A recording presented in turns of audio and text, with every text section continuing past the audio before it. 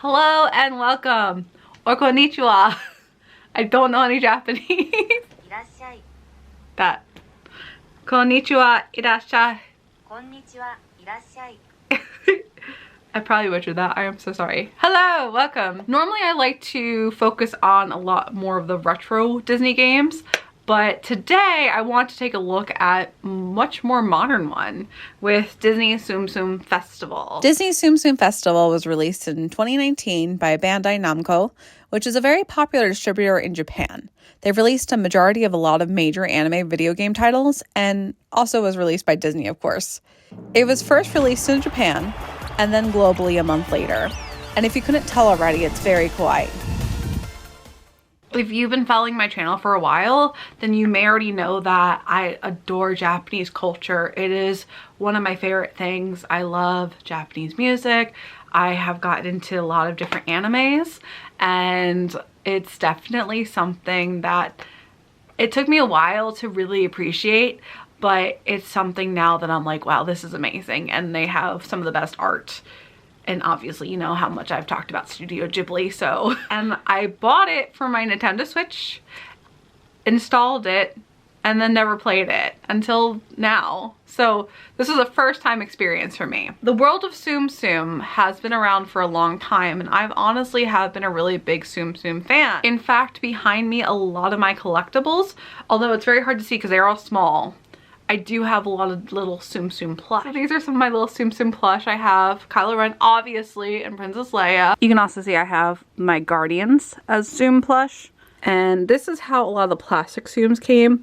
These all came in mystery bags, blind bags, but you can see how adorable. I was so excited to get Zero in his little house. Of course, I have Loki as a little Tsum Tsum. So it's a very specific design, as you see.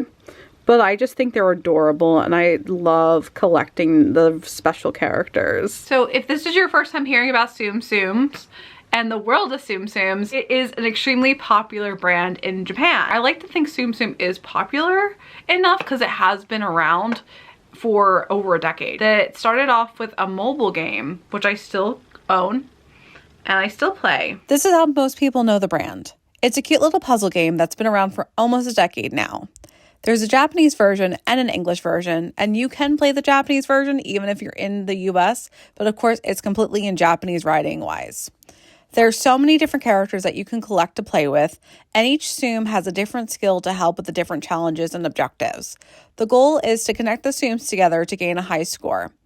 Each game is a minute long, but when you get into fever time, you get an additional 5 seconds of time to keep going. Simple concept and a lot of fun to play. There's also bingo cards with different prizes and challenges to win more points, skill tickets, and coins to keep expanding your Tsum Tsum collection. Once you have enough coins, you can purchase boxes to get more Tsums to level up and max out. I ended up getting into the Nintendo Switch console late in the game. I ended up getting it during the pandemic 4 years ago and became obsessed with Animal Crossing.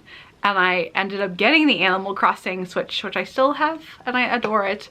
But I did not know that there was a Japanese exclusive Tsum Tsum Switch.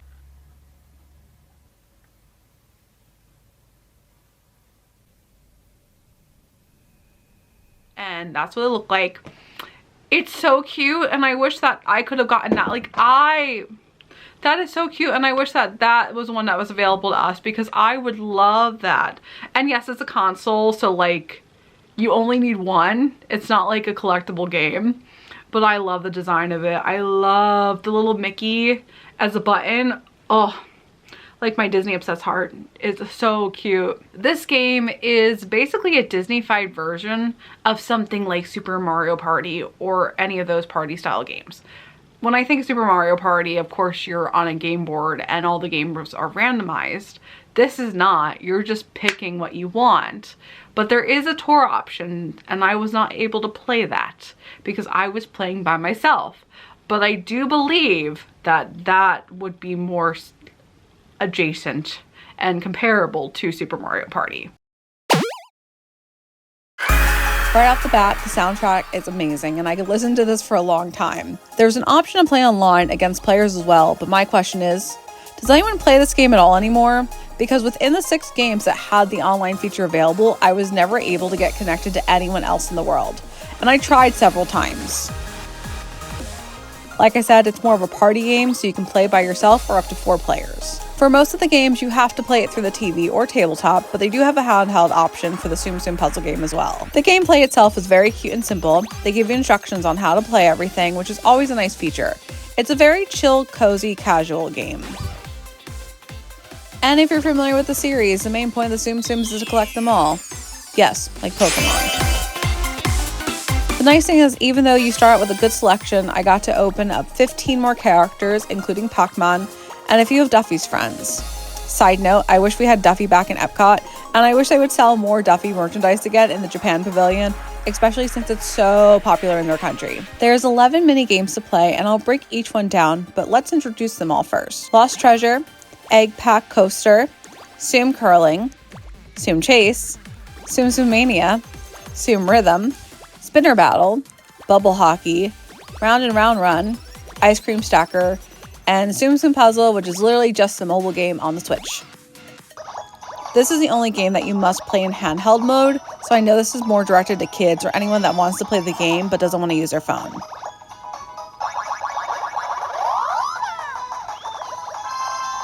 They also have bingo missions as well, so this is a carbon copy of the mobile version, but without all the added events and updates that the mobile version has. There's also an online mode, but once again, surprise, they didn't have anyone playing this during the time I was playing.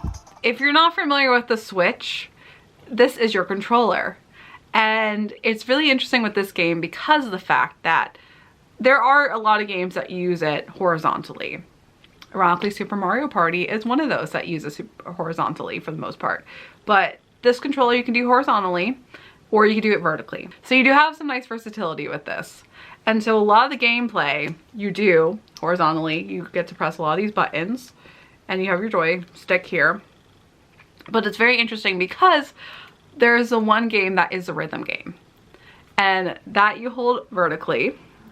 And when I say it's a workout, it is a workout for your arms. So let's break down all the games, starting with Tsum Rhythm. This is the one game that I felt had the most replayability because there's 6 songs to pick from. That is the only game that I made sure to do all of the levels for so I could hear the songs, because that's something that also, like, as a fact about me, I adore rhythm games. I love dance games. I mean, I literally got the Switch for Animal Crossing and then to be able to continue playing Just Dance. Those are 2 games that are constantly on heavy rotation for me, outside of the Disney games. But I love playing Just Dance. I love any games, like even Dance Dance Revolution back in the day. That's my jam. We're going to cover that later with Disney Dance Dance Revolution, so you can look forward to that. But this was this rhythm game, and it was very hard to hold the controller because I was going and moving it in the direction that it says to do, but it wouldn't count it half the time. So you can see that I got like 0 combos.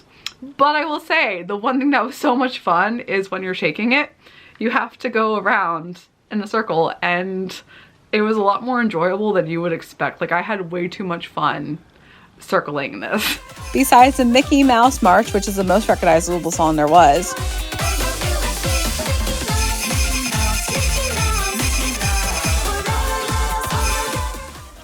Break Time. Also, it's interesting that dubstep is still relevant.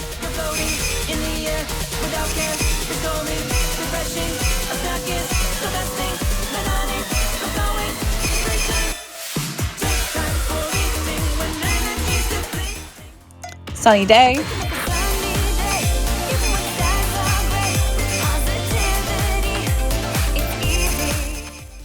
Don't Hold Back.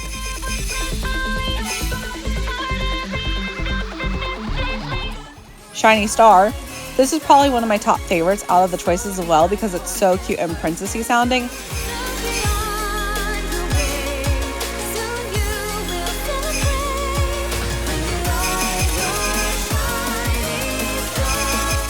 And Firestorm.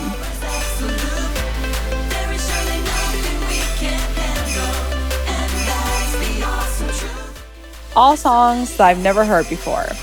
They're cute, but nothing that's insanely catchy that I would want to listen to again personally. And like I said, I love J-pop music a lot. Then there's the rest of the mini games, which will be a lot quicker to explain. First is Egg Pack Coaster. I really didn't understand this one. You have to move your controller along with the track. Nothing too exciting. I do believe that playing along other people and making it more of a race to the finish game would be a better experience. Sumo curling was pretty fun, a bit relaxing, and yet competitive since it's modeled after the real sport. It reminds me a lot of Wii Sports, and the music is honestly so nice to listen to.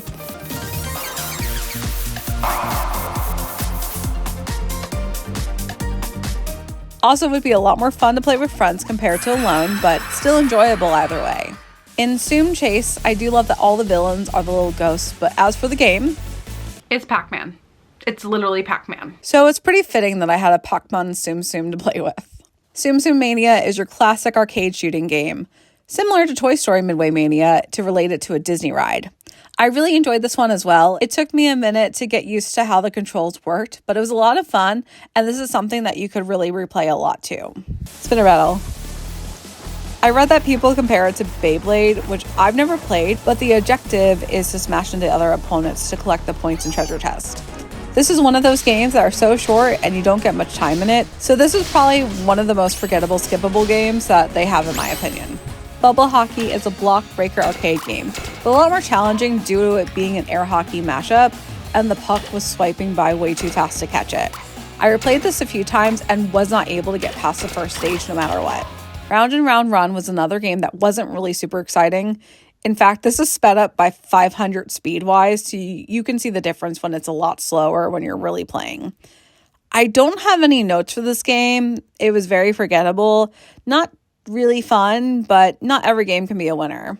I would also count Ice Cream Stacker as a meh type of game. It's a cute premise, but it's a bit challenging to do with the controls, and the ice cream moves insanely slow, which makes it more challenging to get your cone to stay in place. I do have to laugh, though, how this ice cream ended up looking like the number 3. Finally, the last mini game is Lost Treasure, which is a coin pusher game. I tried to play this first, but I didn't realize that you can only play it if you've earned coins within the game. I still don't really know how to play this, but you have to throw coins in to get coins back when they're pushed. I also have never understood how the real coin pusher games work in an arcade, so this goes hand in hand.